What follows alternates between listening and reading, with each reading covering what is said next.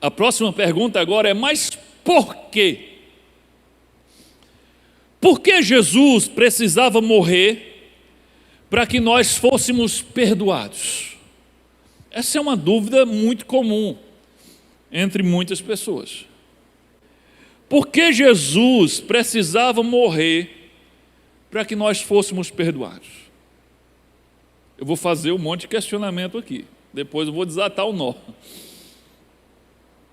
O que há de tão essencial na crucificação de Jesus, que apesar do seu horror, apesar da sua vergonha e dor, se fez tão importante no plano de salvação, a ponto de Deus ter planejado que Jesus seria morto, crucificado, desde antes da criação do mundo? O que há de tão essencial na crucificação de Cristo para o nosso perdão? Seria possível resolver o problema do pecado, da nossa separação com Deus, de outra forma? Sem precisar da cruz, sem precisar do sacrifício de Jesus? Será que existia outra opção? E eu acredito que no Getsemane, no jardim do Getsemane, nós temos ali uma resposta. Mateus capítulo 26, versículo 39. Aqui Jesus, momentos antes de ser preso, momentos antes de Judas chegar com os soldados do templo e identificá-lo através de um beijo, Jesus está orando ao Pai. E ele faz isso por 3 vezes. E o conteúdo da sua oração nos 3 momentos é esse aqui. Indo um pouco mais adiante, prostrou-se com o rosto em terra e orou: meu Pai, se for possível, afasta de mim este cálice. Contudo, não seja como eu quero, mas sim como tu queres. Observe, Jesus aqui, enquanto homem, ele está dizendo para o Pai: se possível, Pai, se tiver outra maneira. Eu poderia parafrasear o que Jesus está dizendo da seguinte forma: Jesus está perguntando ao Pai se era possível cumprir a sua missão sem passar pela cruz. Se for possível passar de mim esse cálice, que cálice? A punição dos pecados da humanidade cairiam sobre ele. E ele está dizendo: Pai, se for possível a gente resolver isso sem esse cálice. E ele ora isso 3 vezes. E na 3ª vez o que é que ele faz? Ele já se entrega para ser preso, julgado e crucificado. A resposta do Pai foi clara: não, não é possível, não tem outra maneira, é essa mesmo. Sabe, é inconcebível a ideia de alguém imaginar que existia uma outra maneira de Deus resolver o problema do pecado. E ele fez questão, sem necessidade, de que o seu filho morresse numa cruz. Mas eu continuo questionando aqui: por que o nosso perdão depende da morte de Cristo? Algo tão horrendo. Por que Deus simplesmente não nos perdoou sem a necessidade da cruz? Sabe, Deus, na sua palavra, nos adverte a perdoarmos uns aos outros e sem exigir nada em troca. Não é preciso que ninguém morra para que eu perdoe alguém ou você perdoe alguém. Por que que ele não perdoa assim também, sem exigir nada em troca? Por que que o nosso perdão é tão complicado e tão caro para Deus? Eu quero abrir um parênteses aqui, eu estou fazendo questionamentos, porque provavelmente essas são dúvidas que talvez já passaram pela sua cabeça. E eu estou trazendo as suas perguntas para cá para que eu possa responder.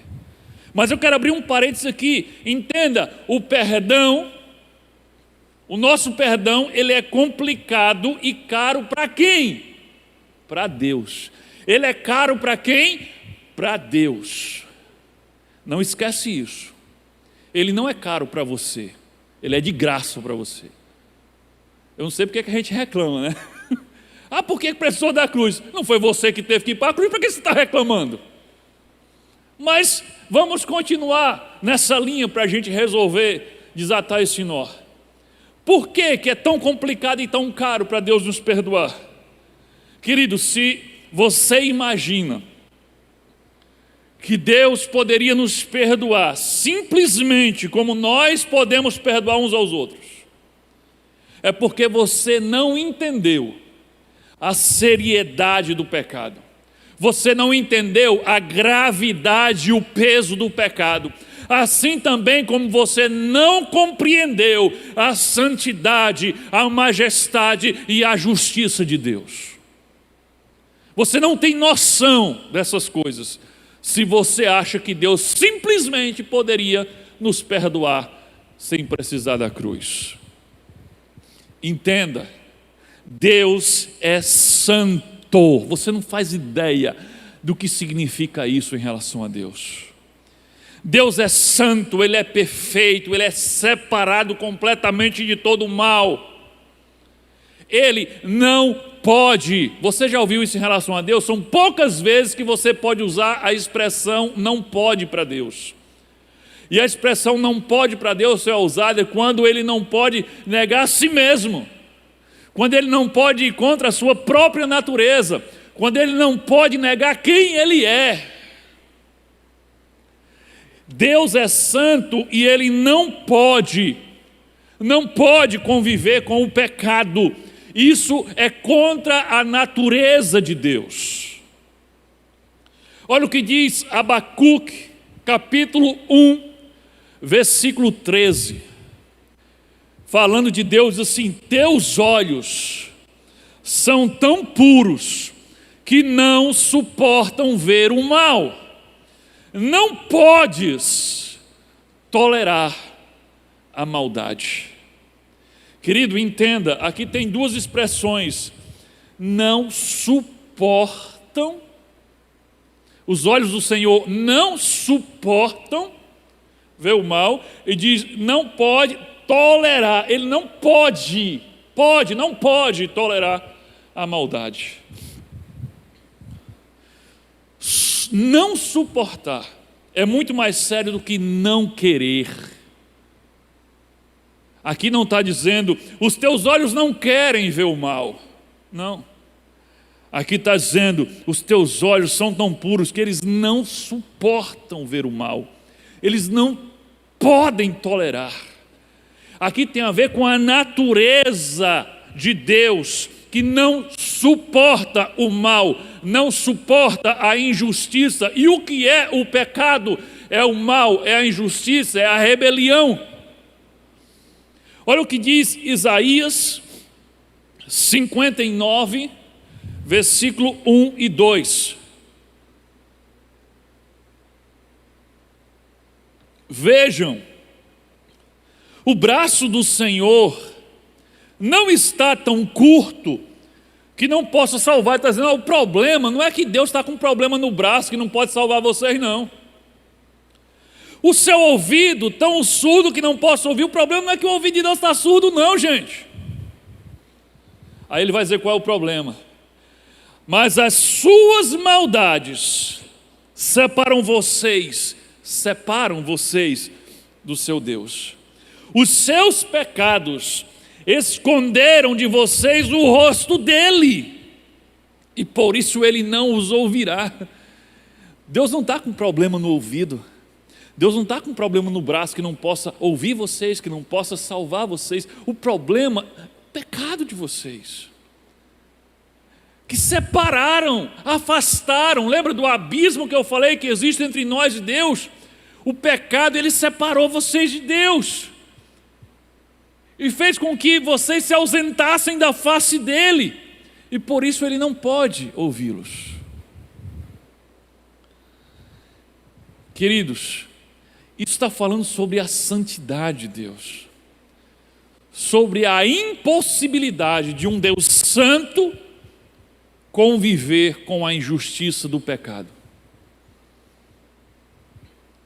Na relação de Deus com Israel, com o povo de Israel, descrita em todo o Antigo Testamento, nós vemos algo curioso sobre isso. Deus, ele se mantém perto do povo por causa da aliança que ele tem com o povo, por causa do amor que ele tem por aquele povo. Mas, ao mesmo tempo, ele se mantém longe, separado, por causa da sua santidade e por causa do pecado do povo. Era digamos assim, uma moeda com duas caras. Por um lado, Deus se aproximava, por outro lado, ele se mantinha distante. Essa aproximação acontecia, mas não era tão próximo assim, porque havia o problema do pecado. Para você entender como é que era esse dilema, ao mesmo tempo, por exemplo, que Deus desce no Monte Sinai para falar com Moisés e fazer aliança com o povo e também falar ao povo, ao mesmo tempo que ele marca um encontro com o povo no Monte Sinai, ele ordena a Moisés que ninguém se aproxime do monte onde ele vai descer. Compreende? Ele diz: eu vou descer, vou me apresentar ao povo para que o povo me veja, mas ordene o povo que não chegue perto do monte onde eu vou descer. Ou seja, eu vou me aproximar, mas ao mesmo tempo o povo tem que estar longe. Ele se aproxima por causa da aliança, mas ele se afasta por causa do pecado. E esse afastamento era sob pena de morte. Quem se aproximasse morreria. Êxodo capítulo 19, versículo 10 e 12, olha aqui. E o Senhor disse a Moisés: vá ao povo e consagre-o hoje e amanhã, 2 dias de consagração. Eles deverão lavar suas vestes. Aqui o lavar as vestes era uma representação da santificação, da purificação dos pecados. E estar prontos no terceiro dia. 2 dias de santificação, para que no terceiro dia Deus descesse ao monte. Ele diz: porque nesse dia o Senhor descerá sobre o monte Sinai, à vista de todo o povo. Aí o que ele diz? Estabeleçam limites em torno do monte e diga ao povo: tenham o cuidado de não subir ao monte e de não tocar na sua base. Quem tocar no monte onde Deus descer, certamente será morto. Compreende aqui? Deus se aproxima do povo de Israel para fazer uma aliança, para se manifestar a ele, marca um encontro. Ou seja, há uma aproximação, mas ao mesmo tempo ele diz: diga ao povo que se mantenha distante do monte, porque se tocar na base do monte, certamente morrerão. Tem uma imagem aí desse momento. Deus desce no monte através de uma nuvem de fogo, como se o monte estivesse pegando fogo, e Deus fala e o povo escuta como se a voz de Deus fosse trovões, e o povo se mantém afastado, porque essa tinha sido a orientação de Deus. Interessante é que o povo não ia chegar tão perto de Deus, mas mesmo para essa aproximação à distância, Deus disse: 2 dias de consagração. Olha como é sério essa questão do pecado em relação à santidade de Deus. O povo ia ver Deus através de uma nuvem, de um fogo, à distância, mas carecia de consagração mesmo assim, de purificação. E lavar as suas vestes como ritual, para poder ver a manifestação de Deus de longe. Um outro exemplo dessa aproximação e distância de Deus é o tabernáculo. Tem uma imagem aí também. Deus manda construir um tabernáculo que seria a habitação dele no meio do povo. O tabernáculo era o símbolo da habitação de Deus no meio do seu povo. Era uma tenda que era montada e desmontada e que viajava com o povo. E ali era onde Deus morava junto com o povo. Mas no tabernáculo Deus manda construir um lugar dentro do tabernáculo, chamado de lugar santíssimo, ou lugar santo dos santos. Ali no desenho você vê aquele último lugar separado por um véu, uma cortina. Ali o povo não podia entrar. Então observe, faça um tabernáculo no meio do povo. Eu estaria habitando no meio do povo. Mas aí Deus mostra e revela de novo que existe uma separação por causa do pecado. Nesse tabernáculo haverá lugar santíssimo. Lá dentro está a Arca da Aliança, que é o símbolo da minha presença. E nesse lugar onde está a Arca da Aliança, que é o símbolo da minha presença, ninguém pode entrar. E ele também era sob pena de morte. Só quem podia entrar lá era o sumo sacerdote. Entrava lá uma vez por ano, no dia do perdão, o dia da expiação. E ele só entrava lá depois de passar por um longo ritual de purificação. Ali você vê o sacerdote, ali na bacia de bronze, ele está lavando as suas mãos. E a ideia ali, enquanto ele lavava as mãos, o seu rosto refletia na água e no bronze, e ele podia contemplar a sua própria imagem como uma autoavaliação, como um autoexame que dizia: eu estou realmente digno para entrar no Santo dos Santos? E ele só era recebido no Santo dos Santos porque ele antes sacrificava um cordeiro por ele mesmo e pelo povo, e ele entrava no Santo dos Santos já com o sangue do cordeiro sacrificado para perdão dos pecados do povo. E ele fazia isso uma vez por ano. Se outra pessoa entrasse lá, morria na mesma hora. Não tem como haver comunhão entre a santidade de Deus e o pecado do homem. Então entenda, o amor de Deus, a misericórdia de Deus o levava a se aproximar do povo, mas a sua santidade não permitia que o povo se aproximasse tanto dele.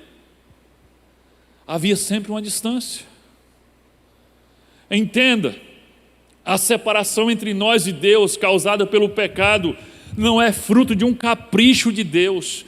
Eu não quero me estar perto de vocês, são muito pecadores. Não é um capricho de Deus, mas é uma impossibilidade causada pela natureza santa de Deus. As leis que Deus nos deu através de Moisés não são apenas um conjunto de regras de boa convivência. As leis, os mandamentos de Deus, eles emanam, eles transbordam, eles refletem o caráter e a santidade do próprio Deus. É por isso que Deus não pode resolver o problema do pecado abolindo a sua lei. Tem gente que dá essa ideia para Deus: por que ele não acaba com esse negócio de lei? Porque ele não acaba com a lei, ele vai abolir a sua lei, e aí se não tiver lei, nós não temos pecado, então está tudo resolvido. Ele não pode abolir a sua lei, porque isso seria negar-se a si mesmo. E Paulo, escrevendo na sua carta a Timóteo, diz que ele não pode negar-se a si mesmo. Deus não pode ir contra a sua própria natureza. Entenda, os mandamentos não são apenas um conjunto de regras de boa convivência. Os mandamentos emanam do caráter de Deus, da santidade de Deus.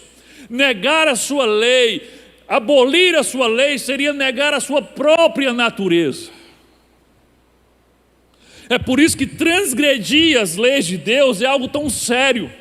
É o mesmo que se rebelar contra ele pessoalmente. Rejeitar as suas leis é o mesmo que rejeitar o próprio Deus em pessoa.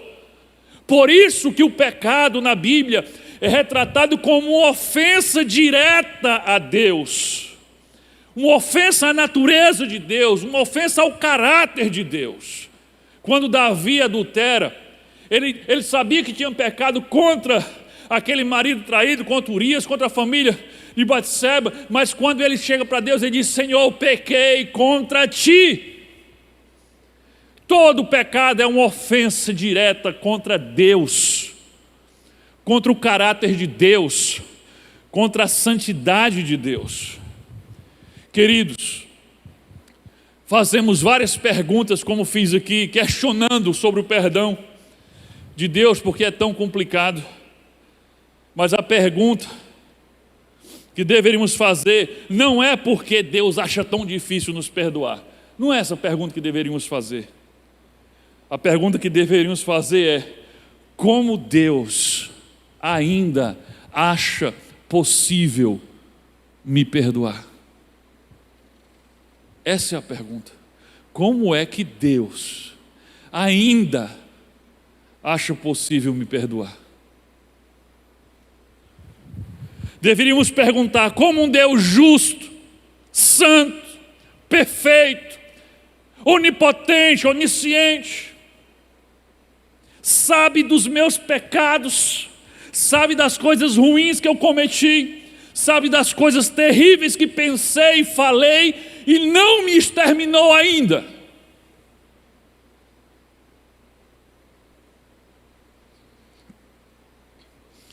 A questão é: por que Ele não destruiu cada um de nós ainda?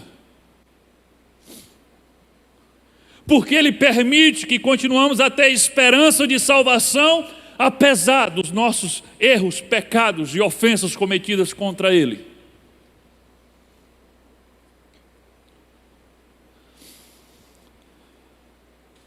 Tem uma frase que diz: o perdão para o homem é o mais claro dos deveres, mas para Deus é o mais claro dos problemas. Perdoar a humanidade é um grande problema que Deus teve que resolver. O problema do perdão para Deus é constituído pela colisão inevitável entre a santidade e pureza dele e justiça contra a nossa perversão, o nosso pecado. Mas alguém pode argumentar no alto do seu orgulho: mas a Bíblia não revela que Deus é amor? Como alguém que é amor pode ter dificuldades, problemas com o perdão? O que você não está levando em consideração é que Deus é amor, sim, mas esse amor que Deus é um amor santo. É um amor que anseia pelos pecadores, mas ao mesmo tempo é um amor que tem repulsa pelo pecado. Deus, como lemos aqui, não tolera o pecado, Ele não suporta os pecados cometidos por nós.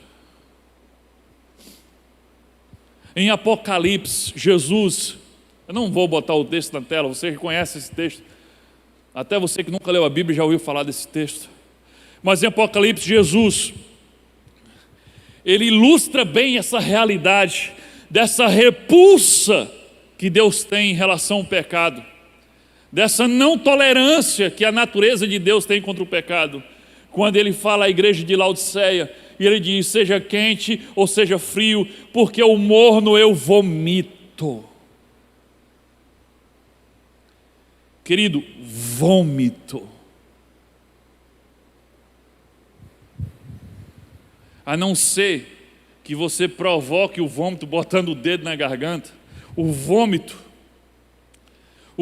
é o corpo expulsando naturalmente algo que não tem harmonia com o seu organismo, algo que não está encaixando com o seu organismo. E o seu corpo, naturalmente, numa defesa, o que é que ele faz? Ele expulsa.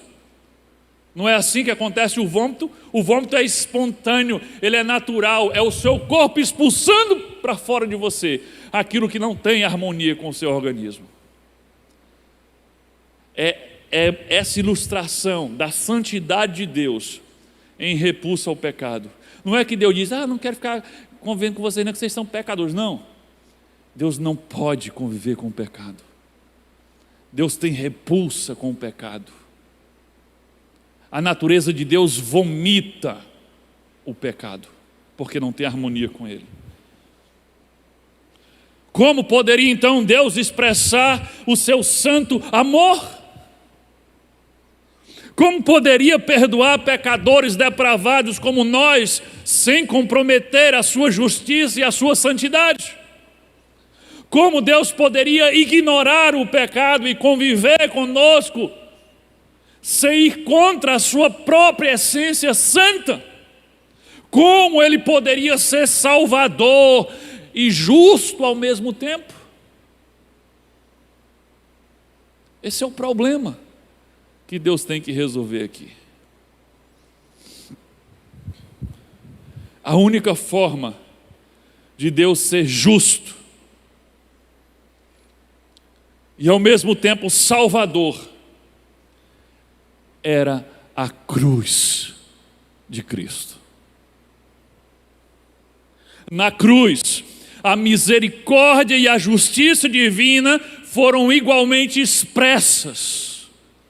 Atente para isso. Na cruz, tanto a misericórdia, a graça, o amor de Deus foi revelado, expresso na cruz, como a justiça e a santidade de Deus também foram expressos na cruz. Na cruz, em santo amor, Jesus Cristo recebeu a penalidade do nosso pecado. Ele levou sobre si o juízo que nós merecemos, porque levou sobre ele a culpa que era nossa, para que nós recebêssemos o perdão que nós não merecemos. Jesus recebeu sobre ele a punição que não merecia, para que nós recebêssemos sobre nós o perdão que nós não merecemos. Na cruz, a justiça de Deus foi satisfeita. Por quê? Porque o pecado não ficou impune. O pecado foi punido com justiça. Mas na cruz o amor e a misericórdia de Deus foi satisfeito. Por quê? Porque através do sacrifício de Jesus, agora Deus pode perdoar sem ser injusto. Ele pode me perdoar porque o meu pecado já foi justamente punido em Cristo na cruz. E por falar na cruz, é essencial enxergarmos a cruz por dois pontos de vista. Pelo ponto de vista humano e pelo ponto de vista divino. Do ponto de vista humano, olhando para a cruz, Jesus foi morto porque foi traído por Judas, que o entregou aos sacerdotes, que fizeram um julgamento forjado, fraudulento, e o entregaram a Pilatos, que foi um covarde mesmo testificando a inocência de Jesus, ouviu a multidão e o entregou aos soldados, que movidos pelo seu pecado, pela sua mesquinhez, pela sua maldade, açoitaram, humilharam, cuspiram e crucificaram Jesus. Olhando pela ótica humana, matamos Jesus. Atos 3, 14 e 15. Aqui no dia de Pentecostes, Pedro, cheio do Espírito Santo, pregando para os habitantes de Jerusalém, ele diz assim: vocês negaram publicamente o santo e justo que era Jesus, e pediram que lhe fosse libertado um assassino. Ele está falando de Barrabás, que mandaram soltar. Ele diz: vocês, aqui Pedro está falando pela ótica humana de quem olha para a cruz, ele diz: vocês mataram o autor da vida, mas Deus o ressuscitou dos mortos, e nós somos testemunhas disso. Agora, do ponto de vista divino, olhando para a cruz do ponto de vista divino, porque a Bíblia nos apresenta esses dois pontos de vista. Olhando para a cruz do ponto de vista divino, Jesus morreu porque Deus o enviou com a missão de morrer por nós. E Ele mesmo se entregou voluntariamente para morrer pelos nossos pecados. João 3,17. Pois Deus enviou o seu Filho ao mundo, não para condenar o mundo, mas para que este fosse salvo por ele. Atente, o Filho amado, o primogênito de Deus, ele foi enviado pelo Pai. O Filho amado não foi raptado, ele não foi sequestrado e trazido para a terra para ser morto, ele foi enviado voluntariamente pelo Pai, com esse objetivo. Olha o que diz João 17, 18, a parte A do versículo 18. Por isso é que meu Pai me ama. Isso é Jesus falando, porque eu dou a minha vida para retomá-la. Ele fala da ressurreição. Ninguém a tira de mim. Ninguém vai tirar a minha vida de mim, mas eu a dou por minha espontânea vontade.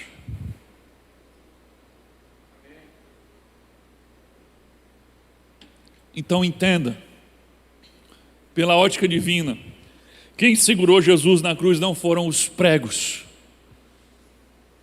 foi o amor dele por cada um de nós.